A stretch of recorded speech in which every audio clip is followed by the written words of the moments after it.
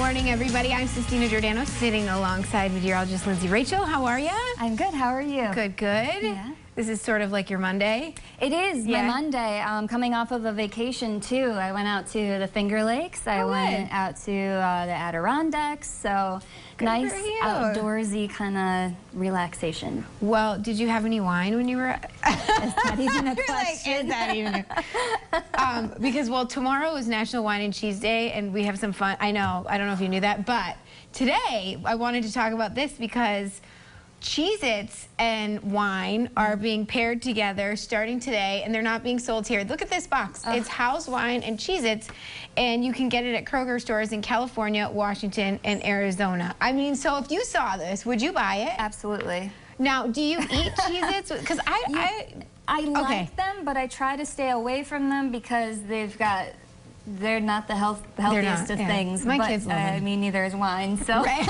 Well, so listen to this, but I want to tell you all at home, if you are like, well, why are you talking about this if we can't get it? They have this whole thing, and maybe we'll put it up later on, but somebody sent this to me.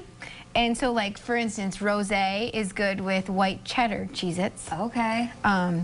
Sauvignon Blanc is good for extra toasty. If you're going to eat the original ones, you should have a glass of red. Oh, so you could do your own wine Cheez-It pairing kind of party. Yeah, so listen, and then you could mix this. Look at this. Cheez-It Duo. So sharp cheddar and Parmesan go good with Chardonnay.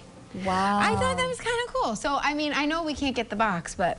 No, but you know, I bought a lot of wine while I was out at the Finger Lakes. Did you so really? I may just have to go and buy a lot of Cheez-Its and have my own little party. So what's your wine of choice? Like, what kind of... You know, it's funny because I was talking with my parents who I went out to the Finger Lakes with, and I said, my taste buds have really evolved. I was out there now drinking Chardonnays and Pinot Gris, and it was nice. Like, okay. So you like definitely white. Matured. But I also like red. I like red a too. red blend where it's not too bitter. Like, I can't do Merlot. That's too dry for me. But I do like something dry but finishes sweet. Especially red in the winter. Me and my mom are like seasonal wine drinkers, so we have the red in the winter. You've got the rosé in the spring, and then the whites are for summer. Yeah, well, you're not supposed to do this, but like I like throwing like an ice cube in a glass of white wine because it keeps it cool. You're drinking it. So. I know, right? But you're not supposed to do that. Anyway, but yeah, I thought that was kind of fun. There's a cool website too. I don't know if you've ever heard of this, called Last Bottle. No. You should look at that. So they sell all of these wines, and you get an email every day, and they're usually like higher priced wines, but they discount them. And if you happen to buy the last bottle, you get the whatever you bought for free, which doesn't happen often. But they're really good wines at better prices than you could probably buy them. Yeah. That's what I was saying with the tastings too. Like some bottles, like the reserved ones that have been aged for like years and years and cost like, what, $50 a bottle or something. Taste them during the tasting, because when else could you taste it? Right. Especially if you don't know if you like it. Yeah. See, and so sometimes this one will be like, it's a $50 bottle, but it's on sale for 12 or 15, and you're like, wow, you know, right. Anyway, it's an interesting website.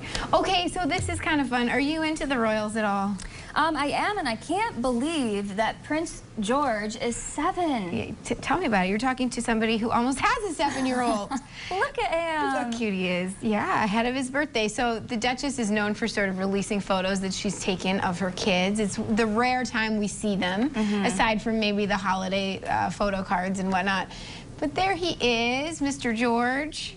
Yeah, and Catherine took the picture. Isn't that amazing? I mean, I can't believe he's just such a little gentleman now. I remember when he was just like the firstborn, and he was so tiny. I know. Time flies, folks. Time flies. You know, it's funny because my mom had me and my sister around the same time as William and Harry, right? And being Canadian, the royals are like a big deal. I mean, I feel like they're a big deal no matter what. And now my kids are the same age as George and Charlotte. Oh, wow. So I'm always like, oh, yeah. So I said that yesterday. I was like, I can't believe he's 7. And then I was like, well, what are you thinking? Harper's almost 7. So. Wow. Isn't that amazing? Like, doesn't it feel like you just had kids like a couple years ago? Yeah, well, somebody said this. In a way, yes. Somebody said this to me. The days are long, but the years are short. Yeah. So now that they're old enough that I can I can yell at them and they understand. I'm like, well, they're little people, right? They're still big and bad. But you look up one day and you're like, wait a minute, they were babies. How is she going into first grade? How is he going into kindergarten? Yeah. That's what blows my mind, you know? That makes sense. I could see, like, some days can be long and challenging for sure, but then all of a sudden they're 6, they're 7, they're going to be 10, they're going to be 12, they're going to be driving. Right. Well, or I was saying yesterday, Tim Harper came home one day and she was watching the Babysitter's Club. Now, do you remember the Babysitter's Club, reading the books? I do, and I actually started watching it on Netflix too.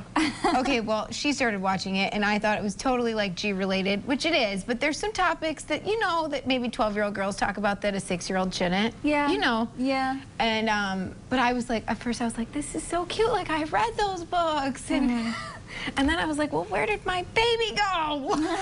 Because you just like, I just can't believe that. I don't. It sort of leaves me breathless. Anyway, you know what leaves me breathless though? How about this proposal? Yes, the cosmic proposal.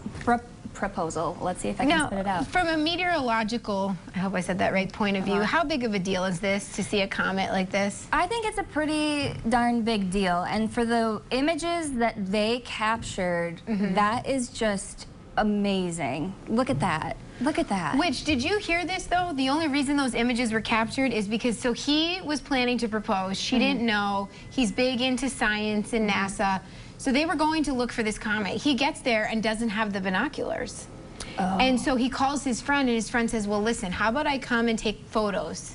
So that's how they got those photos. Had he not forgotten the binoculars, it would have. Oh my goodness. He was supposed to propose in Portland, Oregon on a trip, but because of COVID, so it all worked out. That literally gives me goosebumps, because how like cool is that? That was meant to be. Yeah, and it's like astronauts have tweeted about this, and it's gone viral. This is amazing. Here she thought she was going out to look at the stars. Yeah. She got more than that, let me tell you. Wow. Yeah. Just wow. Goosebumps, folks. Goosebumps. I mean, it's not out of Africa. That's yours, right? Africa? Yeah. It's not that, but. No.